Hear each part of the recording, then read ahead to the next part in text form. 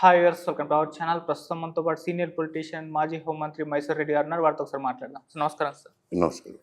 Sir, deputy సీఎంగా నారా లోకేష్ గారిని చేయాలని చెప్పేసి టీడీపీ క్యాడర్ అంతా కూడా భావిస్తుంది. చంద్రబాబు నాయుడు గారికి అప్లికేషన్స్ పెట్టేసుకుంటుంది. ఆయన పైన ఒక ప్రెషర్ కూడా క్రియేట్ చేస్తున్నట్టుగా మనకు కనిపిస్తుంది. వరుసగా ఒక్కొక్కరు బయటకు వచ్చేస్తున్నారు, డిప్యూటీ సీఎంగా చేసేయాలంటున్నారు. ఇటు జనసేన వైపు నుంచి కాస్త అసంతృప్తి వ్యక్తం చేస్తున్నారు. నారా లోకేష్ గారిని డిప్యూటీ సీఎంగా చేయడం అంటే పవన్ కళ్యాణ్ గారిని కాస్త తక్కువ చేసినట్లే అన్నట్టుగా వీళ్ళు భావిస్తున్నారు. సార్, మరి డిప్యూటీ సీఎంగా నారా లోకేష్ గారిని నియమించడం పట్ల మీ ఒపీనియన్ సార్? ఇప్పుడు డిప్యూటీ చీఫ్ మినిస్టర్ అనేది రాజ్యాంగబద్ధమైన పోస్ట్ కాదు, మామూలుగా హోదానే. హోదా కూడా ఆయన మంత్రివర్గ బాధ్యతలను నిర్వర్తించుతారే తప్ప డిప్యూటీ సీఎంగా అదనపు బాధ్యతలు ఏమి ఉండవు. ఆయన జనసేన పార్టీ నాయకుడు కాబట్టి ఆయనకు డిప్యూటీ చీఫ్ మినిస్టర్ ఇవ్వటం న్యాయమే. ఎందుకంటే కోయిలేషన్ ఏర్పడినారు కదా. ముందు అయితే బీజేపీ జనసేన కోయిలేషన్లో ఉన్నారు. తర్వాత జనసేన తెలుగుదేశం పార్టీకి చంద్రబాబు నాయుడుకు దగ్గర అయినప్పుడు పవన్ కళ్యాణ్ ఇంట్రెస్ట్ తీసుకొని బీజేపీని కూడా ఒప్పించడం జరిగింది. ఇది జరిగిన తర్వాత కూటమిగా ఏర్పడినారు, ఎన్నికల్లో విజయం సాధించినారు. దానివల్ల పవన్ కళ్యాణ్ జనసేన వల్ల అటు తెలుగుదేశం బెనిఫిట్ పొందినారు, కేంద్రంలో ఎన్డీఏ కూటమి కూడా బెనిఫిట్ పొందినారు. డిప్యూటీ చీఫ్ మినిస్టర్ ఇచ్చినారు. ఇప్పుడు నారా లోకేష్కు డిప్యూటీ చీఫ్ మినిస్టర్. దానికి చంద్రబాబు నాయుడు ఆలోచించాల్సిన విషయం అది. ఏమంటే ఒకే కుటుంబంలో chief minister deputy chief minister అంటే ప్రజాబాహుల్యంలో మంచి పేరు వస్తుందా చెడ్డ పేరు వచ్చిందా అని వారు ఆలోచన చేసుకోవాలి. కానీ పవన్ కళ్యాణ్కు జరిగే నష్టం ఏం లేదు. తెలుగుదేశం పార్టీకి లాభమా నష్టమని బేరీజ్ వేసుకోవాల్సిన అవసరం ఉంది. ఒకే కుటుంబంలో chief minister deputy chief minister అంటే వెనుక ప్రజలు కూడా హర్షించరు కదా.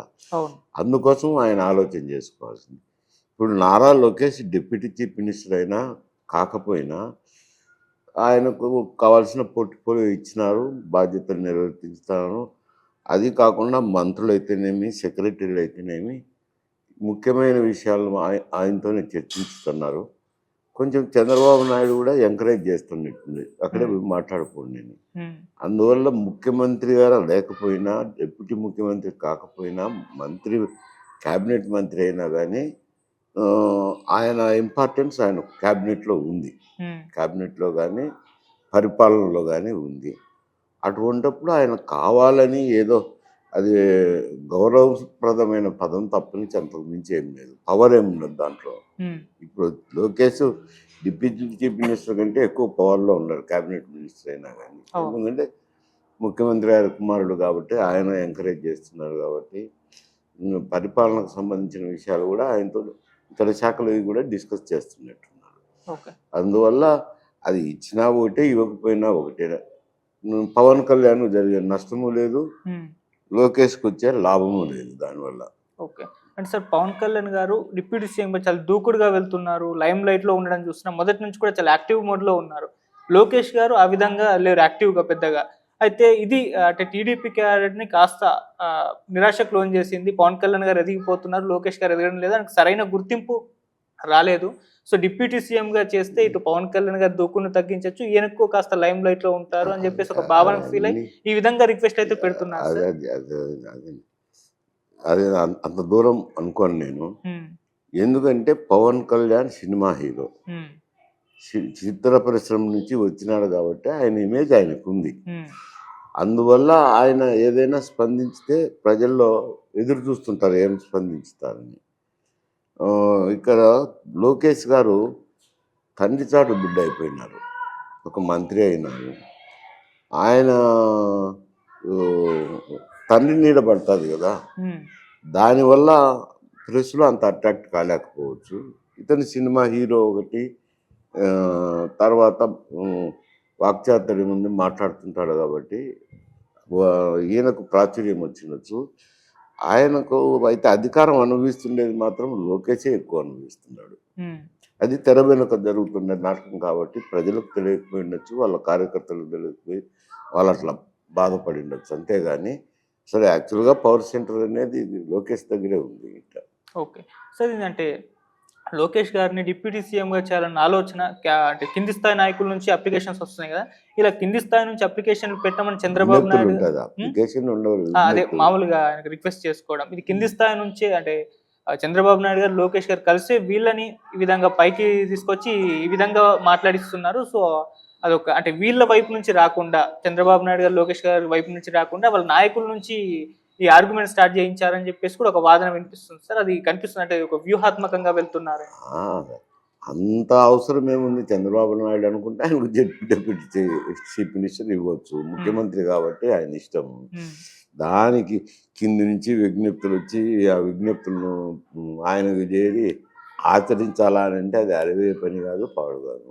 ఓకే. అది ఏదో వాళ్ళల్లో సహచరుల్లో మాట్లాడాల్సింది, వాళ్ళు చర్చించుకోవాల్సింది, తీసుకోవాల్సిన నిర్ణయం. కానీ కింది నుంచి విజ్ఞప్తులు పోయిన దానివల్ల జరుగుతాయని నేను అనుకోవటం లేదు. ఓకే. సరే జనసేన నుంచి వస్తే కాస్త అసంతృప్తి వ్యక్తం చేస్తున్నారు. కొంతమంది నాయకులు బయటకు వచ్చి కూడా మాట్లాడడం చూస్తున్నాము. దీని పట్ల ఇటు టీడీపీ వాళ్ళు కూడా ఒక రకంగా రియాక్ట్ అవుతున్నారు. అంటే లోకేష్ గారిని డిప్యూటీ సీఎం చేయడం అనేది టీడీపీ వ్యవహారం, జనసేనకి ఏంటి సంబంధం అన్నట్టుగా వాళ్ళు మాట్లాడుతున్నారు. ఒక వారైతే క్రియేట్ అయింది. టీడీపీకి సంబంధం అని కాదు, కూటమి ప్రభుత్వం అది. అవును.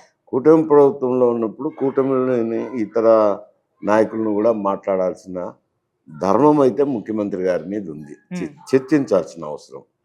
అదే ఈయన తెలుగుదేశం నాయకుడు కాబట్టి ఇది తెలుగుదేశం సంబంధం, జనసేన వాళ్ళకి ఏం సంబంధం అనే దానికి లేదు. కూటమిగా ప్రజల ముందుకు వెళ్ళినారు, కూటమికి ఓట్లు వేసినారు, కూటమి ప్రభుత్వంలోకి వచ్చింది కాబట్టి వాళ్ళు అంతర్గతంగా చర్చించుకోవాల్సిన వ్యవహారం. కానీ తెలుగుదేశం వారు వచ్చి జనసేనకి ఏం సంబంధం, జనసేన వారు వచ్చి తెలుగుదేశంకి ఏం సంబంధం అనేది ఏదో సోషల్ మీడియాలో వచ్చే వార్తలు ఉంటాయి కానీ అంత ఉండదు అనుకుంటాను. ఏదైనా ఉంటే వాళ్ళు చర్చించుకుంటారని నేను బహుశా అనుకుంటున్నాను, నాకున్న రాజకీయ పరిజ్ఞానం మేరకు. అంటే వీళ్ళు జనసేన వాళ్ళు కూడా ఒక ఆర్గ్యుమెంట్ చేసేస్తున్నారు. సో డిప్యూటీ సీఎంగా మీరు లోకేష్ గారిని చేసుకోండి, సీఎంగా పవన్ కళ్యాణ్ గారిని చేసి గవర్నర్గా చంద్రబాబు నాయుడు గారిని చేయండి అన్న ఒక ఆర్గ్యుమెంట్ని వీళ్ళు పైన తీసుకొచ్చి పెడుతున్నారు. అన్ని ఆర్గ్యుమెంట్లు అంతే, ఎవరినేది గవర్నర్ చేయాల్సింది కేంద్ర ప్రభుత్వము, సీఎం చేయాల్సింది ఇక్కడ కూటమి పార్టీలు. ఇవన్నీ అవే పనులు కాదు, ఊరికి ఆర్గ్యుమెంట్లు ఉంటాయి అంతే. ఓకే. సరే ఇటు అంబటి రాంబాబు గారు కూడా ఒక ప్రెస్ మీట్ పెట్టి దీని గురించి మాట్లాడారు. డిప్యూటీ సీఎంగా లోకేష్ గారిని వద్దు అని చెప్పేసి అమిత్ షా గారు చెప్పారు. అదే మొన్న మీటింగ్లో తేలింది. మాకున్న ఇన్ఫర్మేషన్ ప్రకారం అమిత్ షా గారు వద్దన్నారు డిప్యూటీ సీఎంగా లోకేష్ గారిని అని చెప్పేసి ఆయన వర్షన్ అయితే చెప్పారు. మరి అది పొలిటికల్ వర్షన్ అనుకోవచ్చా, లేకపోతే నిజంగా అమిత్ షా గారు వద్దని చెప్పుకుంటొచ్చా సార్? అమిత్ షా ఇప్పుడు ఎందుకు ఇన్వాల్వ్ అవుతాడు? అమిత్ షాని ఎవరు అడిగింటారో అమిత్ షాను వద్దని ఆయన ఎందుకు చెప్తారు? చర్చలు వాళ్ళ వరకు పోయి డిస్కషన్ జరిగితే ఏమన్నా వాళ్ళ అభిప్రాయాలు వెలుబుచ్చవచ్చు, కానీ లేకుండానే ఊరికి వద్దని ఎవరికి చెప్పరు అనుకుంటాను. కేంద్ర హోంమంత్రిగా ఉన్నటువంటి వ్యక్తి ఇందులో జోక్యం చేసుకుంటారని నేను అనుకోవటం లేదు. అది ఎందుకంటే వైఎస్ఆర్సీపీ నుంచి మాట్లాడింటారు. ఆయన మాట్లాడినప్పుడు ఎట్లయినా గేలి చేయాలనో ఎగతాళి చేయాలనో ఏదో ఒకటి ఆరోపణలు చేయాలని రాంబాబు గారు అటువంటి ఆరోపణలు చేసింటారు అనుకుంటారు. ఎందుకంటే కేంద్ర మంత్రి మాట్లాడిన మాటలు రాంబాబు గారికి అట్లా తెలుస్తాయి. ఓకే. సరే ఇటువంటి నిర్ణయాలు అనేవి అంటే కింది స్థాయి నుంచి రావడం మనం చూస్తున్నాం కదా, ఇదేమన్నా కూటమిలో చిచ్చు పెట్టే అవకాశం ఏమన్నా కనిపిస్తుందా సార్? అంత దూరం పోతాదని నేను అనుకోవడం లేదు. ఎవరో కింది స్థాయి నాయకులు కార్యకర్తలు మాట్లాడే మాటలు కానీ అవి పై స్థాయిలో జరుగుతున్న చర్చలు కాదు కదా. అంటే హోమ్ మినిస్టర్ అనిత గారు మాట్లాడారు, వర్మ గారు మాట్లాడారు, ఇలా అందరూ కూడా అదే అవి ఎంత మాట్లాడినా కానీ అది చంద్రబాబు నాయుడు నిర్ణయం తీసుకోవాలా. పవన్ కళ్యాణ్తో చర్చించడం న్యాయము ధర్మం ఉంది, చర్చించిన తర్వాత నిర్ణయం తీసుకోవచ్చు, తప్పేముంది. మరి వాళ్ళ మధ్య చర్చలు జరిగేదానికి ఏం అడ్డంకి ఉంది? ఏం లేదు కదా. పెద్ద విషయాలు విషయ పరిజ్ఞానంలో తెలుసుకోవడము, ఊహాజనితమైన వార్తలే తప్ప నుంచి అంతకు మించి ఏముండదు సార్. మరి ఇంత వీళ్ళ మధ్య ఒక రగడ నడుస్తున్న నేపథ్యంలో అటు చంద్రబాబు నాయుడు గారు మౌనంగానే ఉన్నారు, జనసేన అధినేత పవన్ కళ్యాణ్ గారు కూడా మౌనంగానే ఉన్నారు. వీళ్ళు మాత్రం ఇప్పటి వరకు దీనికి సంబంధించి ఎప్పుడు కూడా మాట్లాడే ప్రయత్నం అయితే చేయలేదు. మరి ఎందుకు అంటారు సార్ సైలెంట్ గా? అంటే వాళ్ళు చర్చించుకుంటే కదా వాళ్ళు మాట్లాడేది, రియాక్ట్ అయ్యేది. వాళ్ళ మధ్య జరిగే మాటల్లో ఏం జరిగిందో తెలియదు కదా. వీళ్ళు ఏదో మాట్లాడుతుండొచ్చు కానీ తెలిసి తెలియక, అంతకు మించి దాంట్లో చూడాల్సిన అవసరం లేదు, భూతద్దం లేదు, చూడాల్సిన అవసరం లేదు. ఎందుకంటే కూటమి కావాల్సినంత మెజారిటీ ఉంది. అతనికి కావాల్సిన పవన్ కళ్యాణ్ కావాల్సిన ఇంపార్టెన్స్ చంద్రబాబు నాయుడు ఇస్తున్నారు, చంద్రబాబు నాయుడుకి కావాల్సిన ఇంపార్టెన్స్ పవన్ కళ్యాణ్ ఇస్తున్నారు. తర్వాత కేంద్రంలోనూ కూడా బీజేపీ ప్రభుత్వం పవన్ కళ్యాణ్ కొంచెం అభిమానంగానే ఉన్నారు కదా పవన్. కాబట్టి ఇవి జరుగుతాయని నేను అనుకోవటం లేదు, ఏయో పైపైన జరుగుతున్న చర్చలు. Okay sir.